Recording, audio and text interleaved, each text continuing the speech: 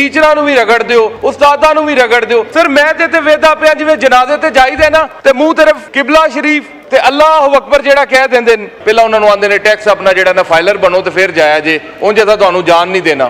Sir मनना ना मनना सर इन्हां दी सवाब दी दे, बाकी सर मेहरबानी है जे मन लैण, जे ना मनन ते तां भी सर इन्हां दी मेहरबानी है। की कह सकने इन्हां नूं सर? मुबीन आरिफ साहब, सेलिएंट फीचर्स बताइए।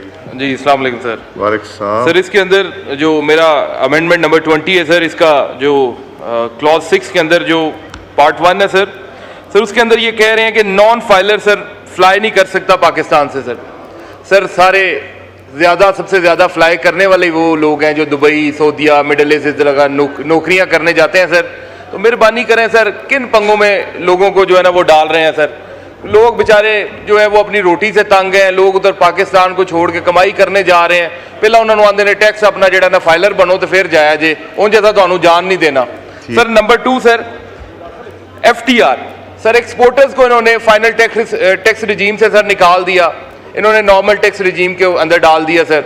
इन्होंने कहा जी जो आपकी इनकम है उसके ऊपर हम 29% जो है वो चार्ज करेंगे। पहले ये होता था कि रेवेन्यू का 1% दे के वो बरी जिम्मा हो जाते थे, पहले भी मैंने बात की थी सर। लेकिन बात यह है कि इधर बात सुनता कौन है, और बात करने का मैं जिन पॉइंट्स पे बात कर रहा हूँ स्पेसिफिक बातें कर रहा हूँ, मैं कोई इधर उधर की कोई बात नहीं कर रहा। लेकिन सर फिर भी पता नहीं क्यों सर ये जो है वो सुनने को तैयार नहीं है, करने को तैयार नहीं है। कोई अच्छी जो एडवाइस इन्हें आ रही है वो बिल्कुल नहीं उसे कंसिडर कर रहे।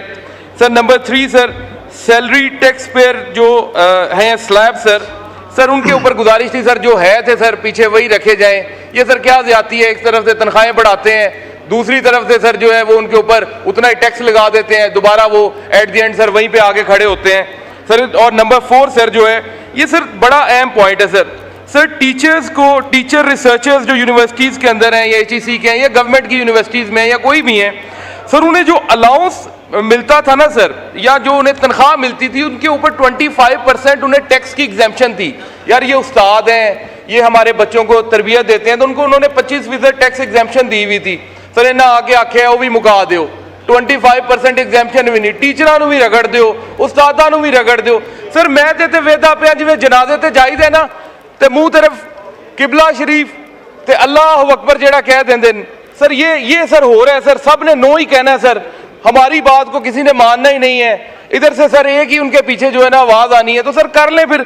हम तो सर मशवरा ठीक दे सकते हैं, हमारा हक है, हमें लोगों ने वोट दिया है सर। मनना ना मनना सर इन्हां दी सवाब दी दे, बाकी सर मेहरबानी है जे मन लैण, जे ना मनन ते तां भी सर इन्हां दी मेहरबानी है। की कह सकने हैं इन्हां नूं सर? ये मैं लफ्ज जो रगड़ने हैं ना टीचरों के लिए मुनासिब नहीं, वो मैं आई थिंक ये सब मोअज़्ज़ज़ अरकान ने जो बातें की हैं मुझे उसकी बिल्कुल समझ आती है, लेकिन मैं उसका थोड़ा सा एक कॉन्टेक्स्ट दे दूं।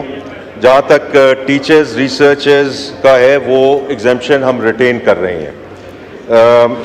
जहाँ तक एग्रीकल्चर का ताल्लुक है, fertiliser, pesticide which are important inputs into the agriculture industry, वो हम एग्जेम्पशन रिटेन कर रहे हैं। तो ये सारी चीज़ें हैं जिसको एक्सेप्ट करना चाहिए।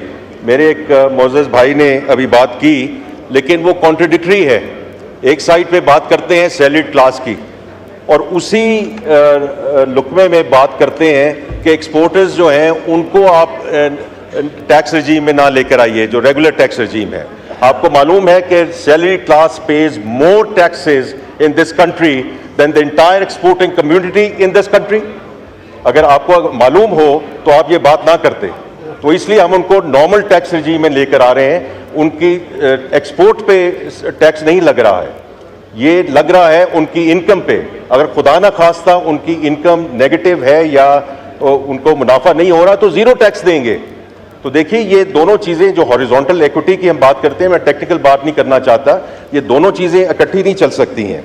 इसी तरह हम जो रियल इस्टेट को अब लेकर आ रहे हैं और ट्रेडर्स, रिटेलर्स जो हमारे भाई और बहन हैं उनको लेकर आ रहे हैं, because if we don't do this we will continue to tax the same for more. तो ये बात आप ज़हन में रखिए कि अगर हमने 9.5 से 13% की तरफ जाना है, which gives us some chance of sustainability in this country. अगर हमने रिलीफ देनी है, हमने और चीज़ें करनी है, हमने अपनी डेवलपमेंट करनी है, अपने पाँव पे खड़ा होना है, और जैसे प्राइम मिनिस्टर साहब ने कहा कि ये IMF का आखिरी प्रोग्राम होगा, तो हमें ये सेल्फ रिलायंस लानी पड़ेगी।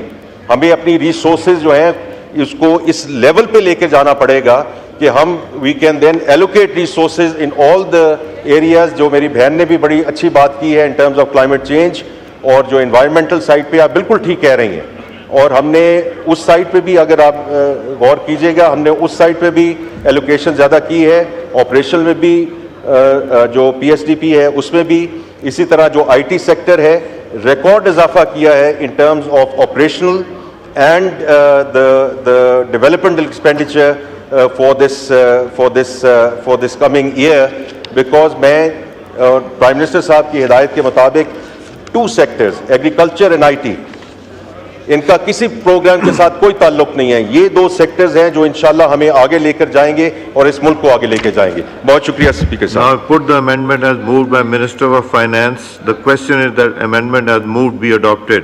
All those in favor of it may say aye. All those against it may say no.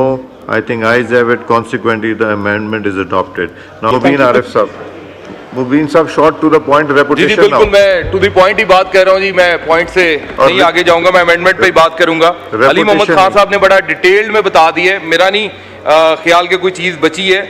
सिर्फ मैं जो भी खड़ा हुआ हूँ, मैं इसलिए खड़ा हुआ हूँ कि पीपल्स पार्टी को गुजारिश कर सकूँ कि वो इसके ऊपर वोट करें, क्योंकि मेरी बहन शादिया मरी साहबा ने उस दिन ये सारी बातें की कि दिल की सर्जरी, हार्ट सर्जरी और ये न्यूरो सर्जरी और ये सारी चीज़ों के ऊपर जो टैक्स किए, ये बिल्कुल इसके ऊपर अमेंडमेंट लेके आए। सर मेरी बड़ी ख्वाहिश है कि बिल्कुल जो उन्होंने बातें अपनी तकरीर में की थी आज करके भी दिखाएंगे, जिसके ऊपर वोट करेंगे जी। हमें बड़ी मेहरबानी। Finance, do you oppose it?